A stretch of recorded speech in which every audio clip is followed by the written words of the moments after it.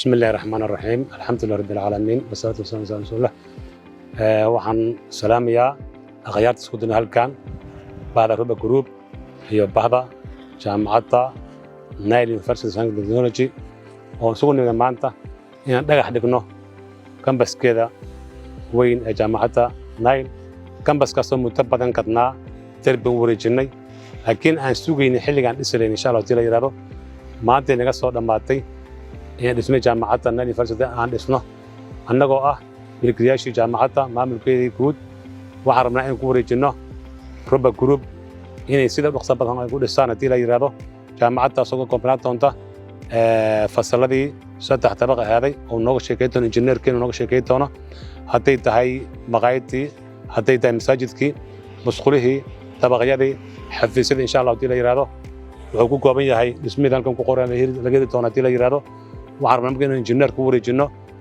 Roba Group hadii la yiraahdo ujeedku nimada wuxuu ahaa intaas dhulkaas ay jaamacaddu leeyahay milki u leeyahay Nile University oo maanta rabno in dhismeeda aan bilowno waliba aan rabno sida u dhaqso badan aan ka dhisnatay la yiraahdo aan ku wareejino groupkii dhisi lahaa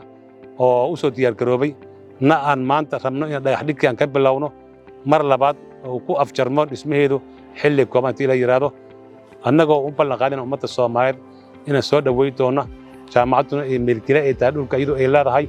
kun wareejin doona la yiraahdo Roba Group anigoo ah mas'uulkii jaamacadda Nile University anda ah milkiilada jaamacadda magaceygana uu yahay Mustafa Macalin Cabdulla Cusmaan waxaan ku wareejin doonaa insha Allah injineerkii anigoo ila socdo madaxa qaybta caafimaadka Dr. Kismaayo oo in badan jaamacadda ka soo shaqeeyay haddeerna cashan u diyaarin wax kasii dhaliyo waxaan rabnaa in ku wareejino injineerka maanta u nimido Roba Group in uu afjaro na uu buubsiyo sida u dhaqso badan la hadii la yiraahdo injineer ku soo dhawaaw jaamacadda Nile University kambaskeedii weynaa